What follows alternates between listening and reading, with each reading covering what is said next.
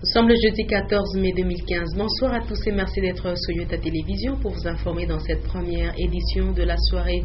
Au sommaire, situation sécuritaire à Mitoaba. Le calme revient petit à petit après les coups de balles entendus toute la nuit de mercredi et ce jeudi avant midi. Selon les sources officielles, un groupe d'éléments FARDC mécontents pour n'avoir pas figuré sur les listings de paie serait auteur de ces troubles. Le directeur provincial sortant de la RTNC Katanga et son remplaçant ont été tous reçus par le vice-gouverneur de province Guibert Paul Yavchibal, une visite à titre de civilité, et la RTNC a sollicité le soutien du gouvernement provincial du Katanga. Encore une fois, bonsoir. Le calme serait revenu à Mitoaba, à plus ou moins 450 km de la ville de Lubumbashi, cité qui était prise de panique la nuit dernière. D'après l'administrateur du territoire, il s'agirait d'un groupe d'éléments FARDC mécontents parce que leurs noms n'ont pas figuré sur les listings de paye. Des coups de balle ont retenti toute la nuit dernière et une bonne partie de cet avant-midi. Joint par téléphone, l'administrateur assistant de Mitoaba affirme que le calme est revenu grâce aussi à l'implication du ministère provincial de l'Intérieur et Sécurité. Et on va écouter M. Kalengambo Akumbo qui est joint au téléphone par la rédaction de Yota Radio et Télévision. C'est-à-dire qu'il y a eu une agitation, il y a eu des centaines de militaires qui ne sont pas sortis sur le meeting par erreur d'informatique de semble-t-il. Alors les autres ont été payés, alors les gens payés, ça s'agit. C'est là qu'au début de l'année, il y a eu des tirs de balles, il y a eu des retentissements des balles. Bon, jusque ce matin, tout de suite là, d'abord, il y a un soldat qui est venu se positionner devant les bureaux du territoire pendant près de 2 heures de temps. Et on a calmé la situation. Oui, le problème de solde, c'est le problème de solde, c'est-à-dire ils n'ont pas bénéficié, il y a une cinquantaine qui n'a pas bénéficié de la solde. Non, c'est-à-dire, c'est un bloc, mais nous avons toute une compagnie sur place ici. Alors, il y a des mêmes payés, je crois que ceux qui ont été déposés, ils sont payés pour constituer un nombre suffisant. C'est-à-dire supérieur, on vient d'investir, oui, le calme est là, mais pas plus par là, il y a toujours un coup qui retentit ici, qui retentit là. C'est pas toujours bien dans une zone opérationnelle. Je vous garantis que du moins le calme s'est rétabli. J'étais en contact avec le ministre de l'Intérieur de rapport. Juste à Pervis, c'est-à-dire si la situation perdue, là, on pourrait vous appeler. Ici, à Lubumbashi, les responsables des services urbains de transport et ceux de la police de circulation routière ont examiné avec le maire de Lubumbashi les possibilités pour assurer convenablement la sécurité routière. Le maire a plaidé pour que un grand nombre d'éléments de la PCR soient déployés, surtout à l'axe Machipicha. On en parle avec Maurice Mazel. L'hôtel de ville de Lubumbashi a servi de cadre à la réunion au cours de laquelle l'autorité urbaine a pris quelques mesures pour le maintien de la sécurité routière à Lubumbashi. Soucieux d'éradiquer d'une part les embouteillages sur la voie publique causés par les véhicules extra longs et de l'autre pour amener les chauffeurs du transport en commun et les particuliers au respect du code de la route, il est impérieux à renchérir le maire que l'itinéraire des véhicules extra longs soit respecté. Le maire de la ville a déploré l'incivisme de beaucoup de conducteurs qui brûlent le feu rouge. Par ailleurs, Jean-Oscar Sangouza Mutunda a pris la mesure pour que les chauffeurs de transport en commun ne soient plus soumis au contrôle des documents du bord dans les parkings, mais plutôt sur la voie publique.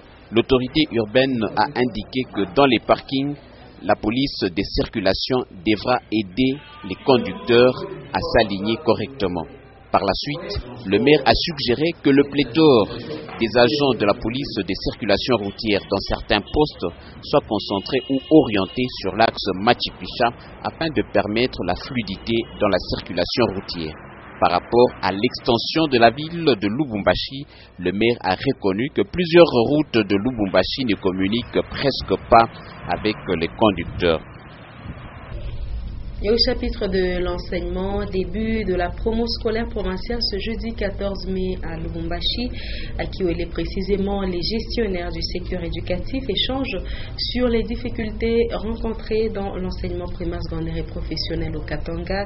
Objectif: améliorer le niveau de l'enseignement ainsi que le social du personnel éducatif par le gouvernement. Lumière Moussaou, Richard Chimba pour ce reportage. Les recommandations qui seront retenues à l'issue de ces discussions entre gestionnaires d'école seront observées l'année scolaire prochaine. Cette rencontre réunit plusieurs délégués venus des provinces. Ils analysent alors les difficultés rencontrées au cours de cette année, édition 2014-2015. Le secteur éducatif en République démocratique du Congo connaît plusieurs défis à relever. C'est notamment le manque des infrastructures adéquates pour les gestionnaires d'école, la gratuité de l'enseignement et autres. Chaque année a ses problèmes. Et les problèmes sont de plusieurs ordres. Il y a des problèmes d'ordre pédagogique, il y a des problèmes d'ordre administratif, il y a des problèmes d'ordre financier, social et tout le reste.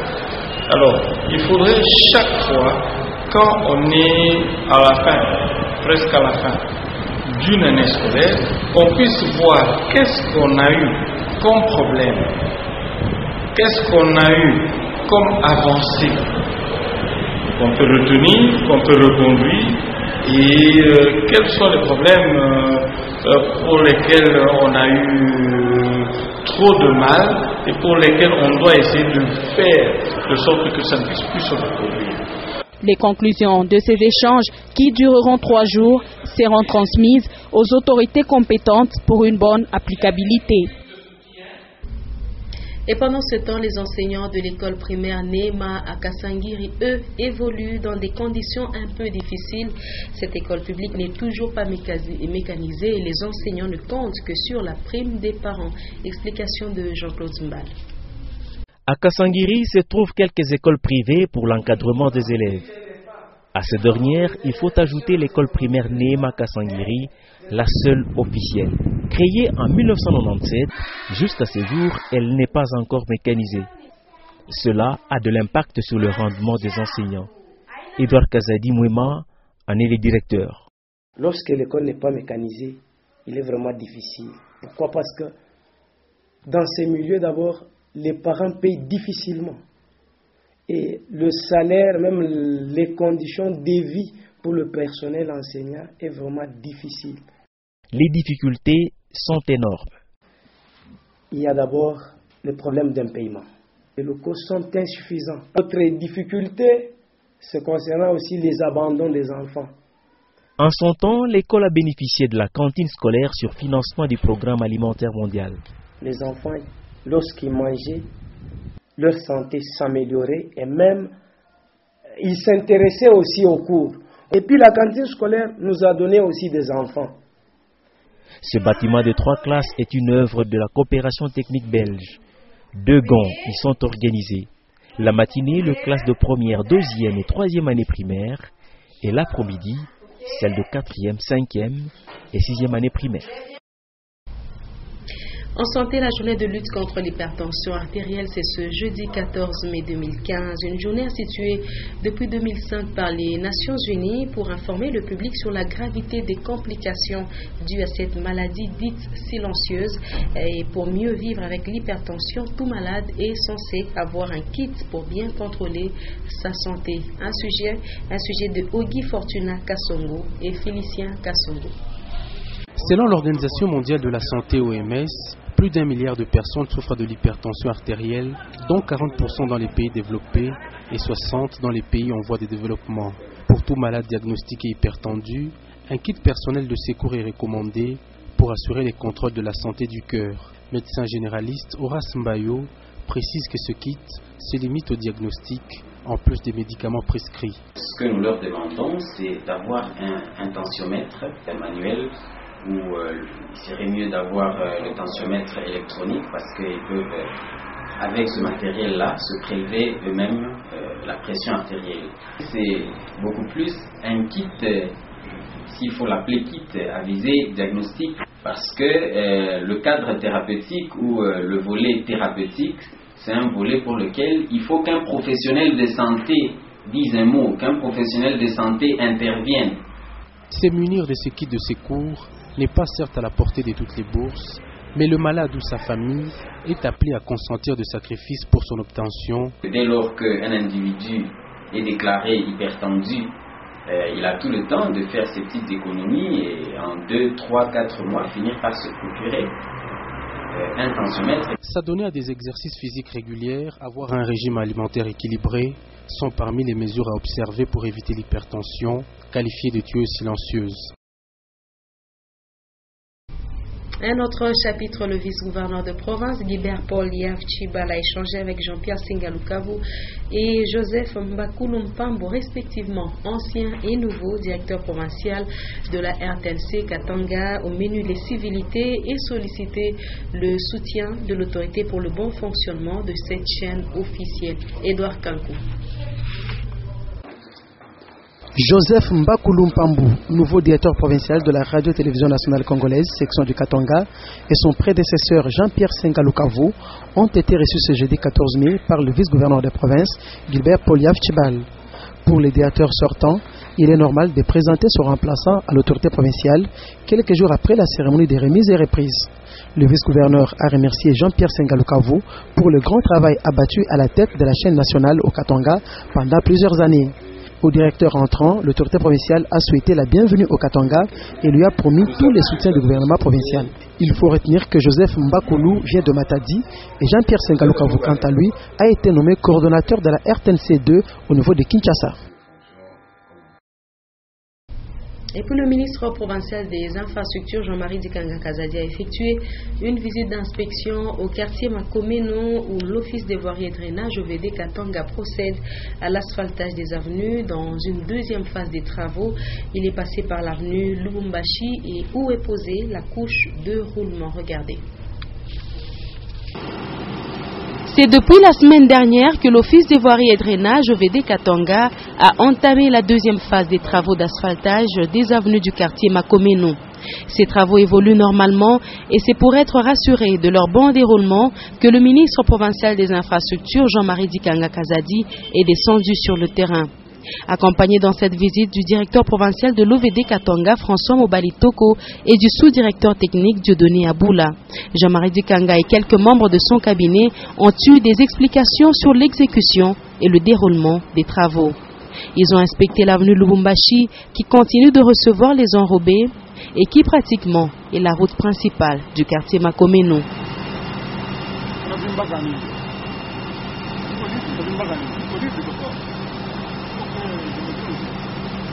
Pour rappel, ce programme du gouvernement provincial du Katanga a prévu de réhabiliter plus ou moins 14 avenues du quartier Makomeno, évaluées à environ 5 km. Et nous sommes déjà hors des frontières congolaises. L'actualité dans le monde continue de tourner autour du Burundi où règne beaucoup de confusion. L'armée est divisée. Le président Pierre Nkurunziza, aux dernières nouvelles, est toujours en Tanzanie. Les putschistes ont mené un assaut contre la radio-télévision publique du Burundi, mais la chaîne est encore tenue par les loyalistes. Le président français appelle à la fin des violences au respect des accords d'Arusha et de la constitution du pays. L'on signale par ailleurs qu'une autre bataille est menée contre les médias. Plusieurs chaînes ont vu leur programme interrompu et leurs bâtiments incendiés. La page internationale est signée Béatrice Nsenga et Léon Magloire Monga. Au Burundi, la situation demeure préoccupante. Le président Pierre Nkurunziza reste bloqué à Dar es Salaam en Tanzanie. Pour toute la journée de jeudi 14 mai 2015, des tirs à l'arme lourde ont été entendus et les forces loyalistes ont entouré la radio-télévision nationale burundaise. Cette dernière est encore tenue par les militaires fidèles à Pierre Nkurunziza. Jusque-là, c'est un chaos total au Burundi car il est difficile de dire qui dirige ce pays. Les deux partis, c'est-à-dire les putschistes et les forces loyalistes, s'étaient rencontrés pour trouver un compromis, mais jusque-là, rien n'est fait. Godefroy Nyambare, chef militaire de putschistes, s'est dit disposé disposés à protéger les vies humaines. En Afghanistan, un guest house a été attaqué et le bilan fait état de 14 morts. Selon les chefs de la police de Kaboul, les tirs se faisaient entendre du guest house et cela pendant plus de 7 heures du temps. 3 assaillants ont été tués et les enquêtes se poursuivent. Actuellement, la police cherche à comprendre comment les terroristes ont réussi à entrer dans le guest house. Cette attaque est intervenue alors qu'il y avait un concert dans la cour. En sport, violence dans les stades de la République démocratique du Congo lors des matchs de la Lina Foot. La question était au centre d'une réunion hier à Kinshasa au ministère des Sports. Le ministre Sama Lukonde a réuni les représentants de la FECOFA, de la Lina Foot, ceux des clubs et de la presse pour justement trouver des pistes de solution à ces violences répétées dans les installations sportives. Le reportage de Patrick Kaïssa. Les récurrentes violences dans les stades du pays préoccupent au plus haut point le ministre de la Jeunesse et des Sports, Sama Lukonde, qui, en un mois, a rencontré à 2 reprises les dirigeants de clubs, des entités et tous ceux qui participent à l'organisation des rencontres sportives en RDC. Dans ce mot, Sama Lukonde a fustigé le comportement des uns et des autres dans les violences actuelles, en les énumérant de façon graduelle. Nous nous étions entretenus pendant à peu près 1 heure. Et à l'issue de cette rencontre, j'avais fait une exhortation. J'avais dit que la violence dans le sport est inadmissible et qu'il appartient à toutes les parties prenantes, c'est-à-dire tous les acteurs qui interviennent, de prendre leurs responsabilités. J'avais rappelé les responsabilités du ministère, j'ai rappelé les responsabilités de la FECOFA, de la Lina Foot, ainsi que les responsables des stades. Et à l'issue de ces échanges, il était ressorti qu'il y avait aussi d'autres acteurs qui devaient aider à ce que nous puissions avoir cet arrêt des violences dans le sport. On avait cité à ce moment-là les agents de sécurité, parce qu'eux aussi sont partie prenante, et on avait cité la presse. On a aussi parlé de la responsabilité des dirigeants des clubs. C'est comme ça que, à l'issue de cette réunion, j'avais demandé à ce qu'il y ait des signaux clairs qui soient envoyés dans le sens de la diminution de la violence. Les différents participants ont chacun exprimé son point de vue sur la question, relevant les différents maux qui rongent le football congolais. À l'issue d'un fructueux échange, le ministre de Sport a proposé quelques pistes de solutions. La FECOFA est présente pendant que nous sommes en train d'avoir ces discussions. Ça avait déjà été soulevé la dernière fois. Quels sont les mécanismes qu'il faut enclencher à leur niveau pour que, à ce moment-là, ces solutions-là soient renforcées, mais beaucoup plus respectées. Je pense que c'est beaucoup plus ça, l'autre donne, qu'elles soient d'abord renforcées, mais qu'elles soient aussi appliquées et respectées. Parce que lorsque je fais un autre horizon, je regarde le comportement de nos clubs, les mêmes. Lorsqu'ils jouent localement, et comment est-ce qu'ils se comportent lorsqu'ils vont dans les matchs au niveau de la carte? Comment est-ce qu'ils se comportent? Différemment, parce qu'ils savent qu'à ce niveau-là, la sanction non seulement est renforcée, mais ensuite elle est appliquée et respectée. Et donc, à ce niveau-là, je pense que c'est très important. Placés devant leurs responsabilités, les dirigeants sportifs ont pris la ferme résolution de s'impliquer dans la fin des violences dans les installations sportives en RDC.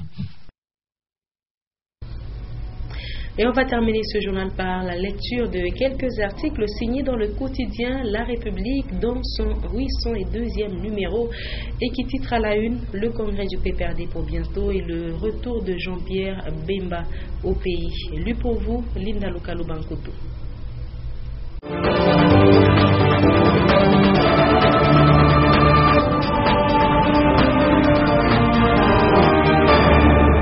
Le Le quotidien d'information générale, titre à la une, certitude de libération, Jean-Pierre Mbemba fait sa valise pour Kinshasa. Katanga, campagne de recrutement volontaire au sein des FARDC. Capture de Djamil Moukoulou, chef des rebelles ougandais ADF. Enfin, le PPRD en congrès pour désigner un nouveau secrétaire général. Page 2. Capture en Tanzanie de Djamil Moukoulou, chef des rebelles ougandais ADF. Les détails sur son arrestation sont donnés pour l'instant à compte-gouttes. Djamil a été arrêté il y a une dizaine de jours à la frontière entre la Tanzanie et le Kenya. Les tractations sont en cours pour obtenir son extradition en RDC, mais l'Ouganda voudrait également le juger sur son territoire. Page 7 de la République. Katanga. Le vice-gouverneur du Katanga, Yav Chibal, a lancé mardi 12 mai à partir du bureau de la commune Kenya la campagne de recrutement volontaire des jeunes au sein des FARDC. Dans son mot de circonstance, le vice-gouverneur a félicité les jeunes hommes et jeunes filles venus se faire enrôler. Dans Point chaud, à la 12e page, certitude de libération, Jean-Pierre Mbemba fait sa valise pour Kinshasa. Le journal renseigne, le sénateur Mbemba serait plus que jamais proche de la sortie des geôles de la Cour pénale internationale de La Haye où il vit depuis 7 ans.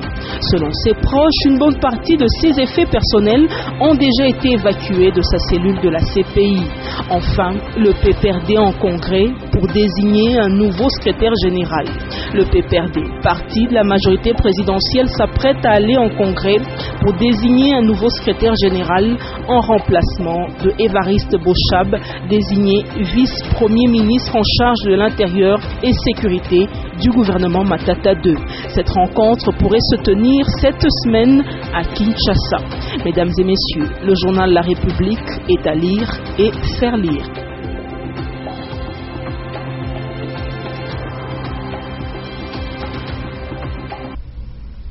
Voilà qui met un point final à cette session d'information. Le rappel des titres avant de nous quitter. Situation sécuritaire à Mitwaba. Le calme revient petit à petit après les coups de balle entendus toute la nuit de mercredi et ce jeudi avant midi. Selon les sources officielles, un groupe d'éléments FARDC mécontents pour n'avoir pas figuré sur les listings de paie serait auteur de ces troubles. Vous avez également suivi le directeur provincial sortant de la RTNC Katanga et son remplaçant ont été tous reçus par le vice-gouverneur de province Guibert Yav Chibal, une visite à titre de civilité et la RTNC a sollicité le soutien du gouvernement provincial du Katanga. C'est la fin complète de ce journal de 19h. Merci de votre attention. Prochain rendez-vous avec l'actualité, c'est à 21h les news, 21h15 le journal en anglais et à 23h les derniers échos de ce jeudi avec Patricia Naïs-Mouaouka. Juste après moi, ne nous quittez pas, MacArthur Kikouni sera sur ce plateau pour vous présenter